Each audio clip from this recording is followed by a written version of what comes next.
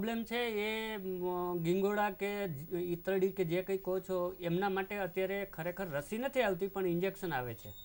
અને બાકી ઇન્જેક્શન સિવાય અમુક દવા છે જે બહારથી છંટકાવ કરી અને એ તમારો જે પ્રોબ્લેમ છે એનું નિરાકરણ આવી શકે. હવે આ જે તમારા પ્રોબ્લેમ છે એમના માટે નજીકનું જે કંઈ પશુ સારવારની સંસ્થા પશુ દવાખાનું છે એમનો કોન્ટેક્ટ કરજો, એટલે તમારો જે કંઈ પ્રશ્ન છે એનું નિરાકરણ ત્યાંથી અવશ્ય મળશે. ભરતભાઈ ચૌહાણ પાલીતાણાથી આપણી સાથે વાત કરવા માંગે છે. હેલો ભરતભાઈ. હા, અમારા બળદને ગળામાં ગેંઠ છે 60 થી 70 દિવસથી. હા હા. તો ડોક્ટરને બતાવ્યું તો હારી નથી થતી. હા, તો એના માટે શું કરવું? ચોક્કસ ભરતભાઈ, આપણે માર્ગદર્શન લઈએ. શું થયું? હેલો ભરતભાઈ. હા, આપનો પ્રશ્ન ફરીવાર કહેશો? બળદ છે અમારા, બળદ એને ગળામાં ગેંઠ થઈ છે. મારા ખ્યાલથી ગળામાં ગાંઠ થઈ ગઈ છે સાહેબ. હા, તો એને શું કરવું? ગળાની અંદર ગાંઠ થઈ છે મેડમ, શું કરી શકાય? હા, તો જો એના ગળામાં ગાંઠ થયેલી હોય તો એનો પશુ ડોક્ટરનો સંપર્ક જ કરવો પડે, કારણ કે એ ગાંઠને ઓપરેશન કરીને જ નીકાળવી પડે અને ઓપરેશન કરીને કાઢીએ તો જ એનો સારવાર થઈ શકે. માટે એ ગાંઠને આપણે ડોક્ટર, નિષ્ણાત ડોક્ટર હોય એ ડોક્ટર પાસે જઈને એને ગાંઠની તપાસ કરાવવી જોઈએ અને તપાસ કરાયા પછી એને ઓપરેશન શક્ય છે કે નથી અને શક્ય હોય તો કઈ રીતે કરવું એ ડોક્ટર જ નક્કી કરી શકે. અને મેડમ ભરતભાઈએ એવું કહ્યું કે એમણે બતાવી ચૂક્યા છે નિષ્ણાતને, ડોક્ટરને, અને એ પછી પણ નથી મટ્યું તો ભાવનગરમાં ઓપરેશન નહીં કર્યું. પોલીક્લિનિક જે એક છે, જે દવાખાના સિવાયની સંસ્થા કે જ્યાં તમને વધારે સઘન સારવાર અથવા સઘન નિદાનની સગવડતા છે, વેટનરી પોલીક્લિનિક. એનું સરનામું આપ કહેશો? બહુવિધ પશુ દવાખાનું ભાવનગર ખાતે જ છે. એટલે ત્યાં નજીકમાં જે કોઈ છે એમને પૂછજો કે ભાઈ બહુવિધ પશુ દવાખાનું અથવા વેટનરી પોલીક્લિનિક એ ભાવનગર ખાતે ક્યાં આવ્યું છે અને ત્યાં કોણ છે, એટલે એમનો સંપર્ક કરશે તો એમનો જે પ્રશ્ન છે એ કદાચ જે લોકલ નજીકના પશુ દવાખાનાથી હલ નથી થતો એ ત્યાંથી હલ થઈ શકે. બરાબર છે. મિત્રો, આપ જોઈ રહ્યા છો કૃષિ દર્શન ફોન ઇન લાઈવ. અત્યારે આપણે વાત કરી રહ્યા છીએ પશુઓમાં રસીકરણનું મહત્વ. ડોક્ટર હિતાબેન પટેલ અને ડોક્ટર ટીવી હિંસુ સાહેબ ખરેખર ખૂબ જ અગત્યની માહિતી આપી રહ્યા છે. અત્યારે ફરીથી સમય થયો છે નાનકડા વિરામનો. મળીએ વિરામ બાદ. ગલી ગલી સેમ સેમ. ગ્રોવર હસાવશે કે હીરોને ફસાવશે? શું મસ્તી મજાક ચાલશે આંચુના ઓટો પર? શું અક્ષર છોડાવી શકશે એલ્મોથી પીછો? કારનામા બર્ટ અને અર્નીના. ગલી ગલી સેમ સેમ હસાવે જબરદસ્ત, શીખવાડે મસ્ત. દરેક શનિવાર સવારે, રવિવાર સાંજે 7 વાગે અને સોમવાર સવારે 10:30 વાગે ડીડી ગિરનાર પર. રાષ્ટ્રીય એવોર્ડ વિજેતા દૈનિક ધારાવાહિક એક ડાળના પંખીની ભવ્ય સફળતા બાદ ડીડી ગિરનાર રજૂ કરે છે નવી દૈનિક ધારાવાહિક આ મામાનું ઘર કેટલે.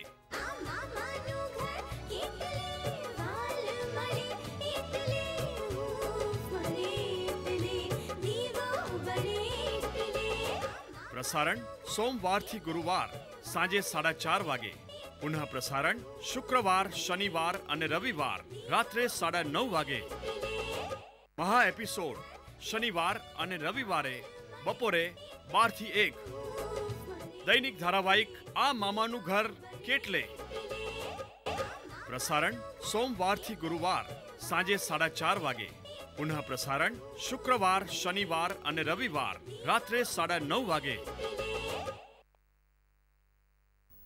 વિરામ બાદ ફરીથી આપનું સ્વાગત છે મિત્રો. આપ જોઈ રહ્યા છો કૃષિ દર્શન ફોન ઇન લાઈવ ને અત્યારે આપણે વાત કરી રહ્યા છે પશુઓમાં રસીકરણનું મહત્વ. અત્યારે રોહિતભાઈ ઠાકોર ગોધરાથી આપણી સાથે વાત કરવા માંગે છે. હેલો રોહિતભાઈ. હા જી મેડમ. આપનો પ્રશ્ન જણાવો. હા મેડમ, અમારે ગાય છે જેને વિયાન થાય તો પેલું મિયાલી પડવામાં બહુ તકલીફ પડે છે મેડમ દર વખતે એને. તો એની માટે હા એની માટે કોઈ દવા છે? ચોક્કસ રોહિતભાઈ, આપણે માર્ગદર્શન લઈએ. મેડમ શું કહેશો? રોહિતભાઈ, આ જ્યારે વિયાણ બાદ મેલી પડવાની જે પ્રક્રિયા છે લગભગ 2 દિવસની અંદર તો પૂર્ણ થઈ જવી જોઈએ. પણ જો તો એ પ્રક્રિયા લાંબી ચાલતી હોય અને એ મેલીનો અમુક ભાગ જો એના શરીરમાં રહી જતો હોય તો એવા કિસ્સાની અંદર તાત્કાલિક આપણે પશુ ડૉક્ટરનો સંપર્ક કરવો જ રહ્યો. હવે આ જે મેલી પાડવાનું જે છે એ ડૉક્ટર દ્વારા તો એ ઇન્જેક્શન આપશે ને ઇન્જેક્શન આપ્યા પછી એને જ્યારે હાથથી પણ મેલી પાડવાનો પ્રયત્ન કરશે પણ ઇન્જેક્શન આપવાથી એ મેલી સામાન્ય રીતે પડી જતી હોય છે. પણ જો આવું વારંવાર બનતું હોય તો એવા કિસ્સાની અંદર કેટલીક વખતે કેલ્શિયમની ઉણપને કારણે પણ આવું મેલી પડવાની જે પ્રક્રિયા છે એ થોડીક વિલંબિત થઈ જતી હોય છે. તો એને જ્યારે ગાભણ હોય અને જ્યારે છેલ્લા મહિના ચાલી રહ્યા હોય એવા વખતે જો એને પ્રોપર બેલેન્સ કેલ્શિયમ સાથેનો આહાર પૂરો પાડવામાં આવે અને લગભગ 7મા અને 8મા મહિના પર જો એને પ્રોપર વ્યવસ્થિત સપ્લિમેન્ટ તરીકે કેલ્શિયમ પૂરું પાડવામાં જો આવે તો વિયાણ બાદ જે મેલી પડવામાં જે વિલંબિત થાય છે એમાં આપણે થોડુંક મદદરૂપ થઈ શકે. તો ચોક્કસથી આપણે જો કેલ્શિયમ સપ્લિમેન્ટ આપીએ અને જો તેમ છતાં જો નિરાકરણ ન થાય તો પશુ ડોક્ટર દ્વારા ઇન્જેક્શન મુકાઈને પણ આ પ્રશ્ન હલ કરી શકાય. કોમલબેન ભાવનગરથી ફરીથી સાહેબ આપણને પ્રશ્ન પૂછવા માંગે છે. હા કોમલબેન બોલો.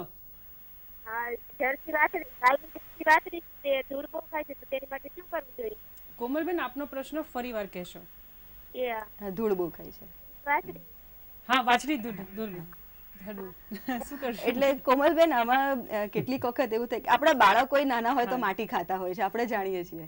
એટલે એવી જ રીતે જ્યારે વાછરડી નાની હોય અને એ વખતે એના શરીરની અંદર કેલ્શિયમની ઉણપ વધારે જો હોય અને જો આપણે એને પ્રોપર પૂરતો આહાર પૂરતો ખોરાક એને જો આપણે આપતા ના હોઈએ તો એવા કિસ્સાની અંદર જો કેલ્શિયમ ઓછું હોય એટલે એ માટી ખાવાની જ છે. એટલે જો આપણે એને એની ઉંમરના પ્રમાણમાં એને જેટલું જોઈએ એટલું પોષણ જો આપણે પૂરું પાડવામાં આવે અને વધારામાં સાથે સાથે મિનરલ મિક્સચર પણ જો મુઠ્ઠી જેટલું કે દિવાસળીની પેટીની એક જે ખોખું છે એટલું ખોખાભાર દિવસમાં એક જ વખત જો એને આહારની સાથે સાથે પૂરું પાડવામાં આવે તો ધીમે ધીમે માટી ખાવાનો જે એને ટેવ પડી ગઈ છે એ ઓછી ચોક્કસથી થશે. કેટલીક વખત એવું બને કે એના પેટમાં કરમિયા થયા હોય તો કરમિયાના કારણે પણ આવું વધારે થતું હોય છે, અથવા તો માટી ખાતી હોય એટલે કરમિયા પણ વધી જતા હોય છે. આ બંને એકબીજા પર આધારિત છે. એટલે હંમેશા કરમિયા માટે એને ડીવર્મિંગ એટલે જે કૃમિનાશક દવાનો ડોઝ પણ એને ચોક્કસપણે આપવો જોઈએ અને કેલ્શિયમ અને દવાનો ડોઝ જો કૃમિનાશક દવાનો ડોઝ બંને સાથે આપણે સારવાર કરીશું તો ચોક્કસ આપણે આની ટેવ ઘટાડી શકીશું. મહેશભાઈ થરાદથી આપણી સાથે વાત કરવા માંગે છે. હેલો મહેશભાઈ. આપનો પ્રશ્ન જણાવો. અમારો પ્રશ્ન એવો છે કે અમારે 1.5 વર્ષથી એક પાડ્યો પાણી જે ઝરે છે ઝરનો એમનો પેશાબની અંદર લોહી જેવું લાલ કલરમાં આવતો હોય છે. બરાબર. એના માટે અમારે શું કોઈ દોરી કે કોઈ ચોક્કસ મહેશભાઈ આપણે નિષ્ણાંતો પાસેથી માર્ગદર્શન લઈએ. મેડમ લાગે છે પહેલા જેવો જ પ્રશ્ન છે, આપ ફરીથી આપ માર્ગદર્શન આપશો. મહેશભાઈ આપણે હમણાં જ આપણે આવ્યો એક પ્રશ્ન બીજો અન્ય જગ્યાએથી હતો કે એના પશુને પેશાબમાં લોહી નીકળે. આપણે હમણાં જ વાત થઈ કે એના 2-3 કારણો હોય. એમાં એક મુખ્ય કે કેટલીક વખતે જીવાણુથી થતો અમુક રોગ હોય છે કે જે જીવાણુનું ઇન્ફેક્શન થાય એના કારણે એ પેશાબમાં લોહી આવતું હોય છે. કેટલીક વખતે યુરિનરી એટલે કે પેશાબનું જે અવયવો છે એમાં કંઈક પ્રશ્ન ઊભો થયો હોય તો પણ લોહી આવતું હોય છે. અને કેટલીક વખતે કોઈક એવી ખાવામાં જે એનો આહાર કે ચારો હોય એમાં અમુક પ્રકારનું દ્રવ્ય આવી જાય, ઝેરી દ્રવ્ય, તો પણ પેશાબમાં લોહી આવતું હોય છે. જો કોઈ પણ જાતનું ઇન્ફેક્શન હોય કે એનું બેક્ટેરિયા કે જીવાણુનો ચેપ હોય તો એવા કિસ્સાની અંદર નજીકના પશુ દવાખાના પર જઈને એનું જે એન્ટીબાયોટિકનો ઇન્જેક્શન જો અપાઈ દેવામાં આવે, એનો પૂરો ડોઝ જો આપણે એની ટ્રીટમેન્ટ કરવામાં આવે તો એ પેશાબમાં લોહી આવતું બંધ થઈ જાય. પરંતુ જો એને કોઈ આહારમાં કે ખોરાકની અંદર કોઈ એવો ઝેરી તત્વ આવી ગયું હોય તો પણ આપણે નિષ્ણાતનો સંપર્ક કરી અને એ જે કયો આહારને કારણે આ પ્રશ્ન છે એ આહાર આપણે એને બંધ કરાવી અને બીજા આહાર આપણે ખવડાવીએ તો પણ આપણે આ પ્રશ્ન હલ કરી શકાય છે. માટે આપણે નિષ્ણાતનો સંપર્ક કરી અને શું પ્રશ્ન છે એ આપણે એનું નિદાન કરાવી, ચોક્કસ નિદાન કરીને સારવાર કરવાથી આપણને ચોક્કસ રાહત મળે. રામદેવ કાનાણી અમરેલીથી વાત કરવા માંગે છે. હેલો. અચ્છા હાજી. હા આપનો પ્રશ્ન જણાવો. અચ્છા મારી પાસે ગીર ગાયની ઓલાદ છે કે જે મેં વાછડી મોટી કરી છે અને પેલું વેતર વીએ એને 6 મહિના થઈ ગયા. બરાબર. તો એના છે ને વારે ઘડી આંચળમાં ગાંઠો થઈ જાય છે. તો મેં અમરેલીના 4 થી 5 ડોક્ટરને બતાવ્યું પણ એને સારું નથી થતું. કેમ મેડમ બતાવ્યા પછી પણ નથી થતું? એટલે કેટલીક વખતે પશુના જે આવની અંદર સોજો વારંવાર આવતો હોય છે એમાં કેટલીક વખતે જ્યારે વધારે દૂધ આપતું પશુ હોય તો એવા કિસ્સાની અંદર આ પ્રશ્ન થોડો વધારે જોવા મળતો હોય છે. અને એ સોજો જ્યારે થતો હોય તો એવા કિસ્સાની અંદર એ ગાંઠોને ઓગાળવા માટે શરૂઆતના સ્ટેજમાં જ જો એક વખતે વધી ગયા પછી એ પ્રશ્ન જલ્દી નિરાકરણ આવતું નથી, પણ શરૂઆતના કિસ્સાની અંદર જો એને આવના આંચળ ઉપર ને એના આવ ઉપર એને થોડી હળવી મસાજ કરવામાં આવે, થોડો શેક આપવામાં આવે કે એનાથી થોડીક એ ગાંઠો છૂટી પડતી હોય છે. અને સાથે સાથે ક્યાંકનું ક્યાંક ઇન્ફેક્શન તો હોય જ છે, માટે એ ઇન્ફેક્શનની સાથે સાથે એ મસ્ટાઇટિસ જે આપણે કહીએ છીએ સોજા અને મસ્ટાઇટિસ, તો એની પણ આપણે નજીકના પશુ દવાખાના પાસે જઈને એની પણ આપણે જો સારવાર પણ કરાવવામાં આવે તો ધીમે ધીમે રાહત થતી જ હોય છે.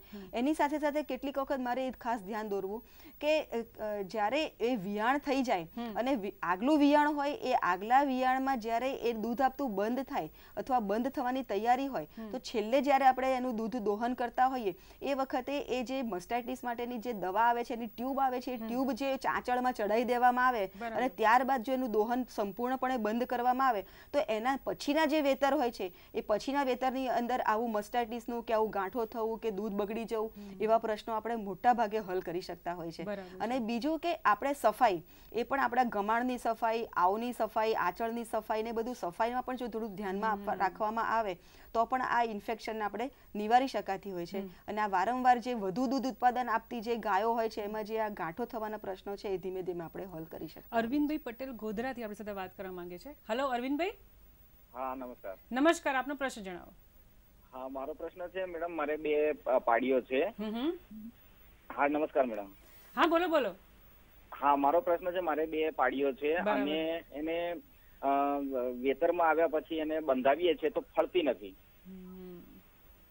સાહેબ શું કહેશો આપ? હા, વેતરમાં આવે છે ફળતી નથી, એમાં 2-3 વસ્તુ કારણભૂત હોઈ શકે. કદાચ આમ તો ઉંમર તો પૂરી થઈ જ ગઈ હશે, પણ કંઈ ને કંઈ ભાગરૂપે મને એમ છે કદાચ એમના ગર્ભાશયમાં કોઈ ને કોઈ ચેપ લાગ્યો હશે. અચ્છા. તો એ જ્યારે પણ વેતરે આવે ત્યારે ખાસ કરીને એમની લારી તપાસી જોજો, અને એમાં તમને એકદમ શું કહેવાય તેલ જેવી નહીં મળતા કંઈ ને કંઈ ધોળાશ કે પીળાશ પડતું કંઈ ને કંઈ હશે જ. પણ સૌથી ઉત્તમ રસ્તો એ છે કે તમારા નજીકના જે કોઈ પશુ દવાખાનાને ખાસ કહેજો, તમારો જે એમને નહીં બંધાવવાનો આગળનું જે કંઈ તમારા ઇતિહાસ છે એ જે તે પાડીઓ હારે કે ભાઈ આ ટાઈમે હું બંધાવવા ગયો તો આમ કર્યું હતું તેમ કર્યું હતું, એ સાથે એમને રજૂઆત કરશો તો લગભગ નહીં બંધાવવાનો પ્રોબ્લેમ, કારણ કે એ કંઈ વેતર થયું જ નથી એટલે લગભગ વાંધો નહીં આવે. અને બીજું એક ખાસ ધ્યાન એ રાખજો કે ભાઈ એમનો ટાઈમ ખાસ સાચવવાનો, ખાસ કરીને કૃત્રિમ બિધાન કરવાનું થાય એ જો યોગ્ય સમયે ના કરવામાં આવે તો પણ કદાચ પાછું ફરવાનો પ્રશ્ન થઈ શકે. એટલે આ જે 2-3 પ્રશ્નો છે, ચેપ અને ટાઈમિંગ, આ 2 સાચવશો એટલે લગભગ વાંધો નહીં આવે. બરાબર. કરસનભાઈ ભરવાડ ધારીથી આપણી સાથે વાત કરવા માંગે છે. હેલો કરસનભાઈ. સાહેબ આપનો પ્રશ્ન જણાવો.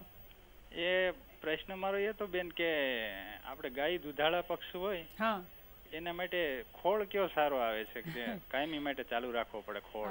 ચોક્કસથી કરશનભાઈ, આપનો પ્રશ્ન અમારા નિષ્ણાંતોએ સાંભળેલો છે, પણ આપને ઉત્તર મળશે એક નાનકડા વિરામ બાદ. મિત્રો, આપ જોઈ રહ્યા છો કૃષિ દર્શન ફોન ઇન લાઈવ ને અત્યારે આપણે વાત કરી રહ્યા છે પશુઓમાં રસીકરણનું મહત્વ. અત્યારે ફરીથી સમય થયો છે એક નાનકડા વિરામનો. મળીએ વિરામ બાદ.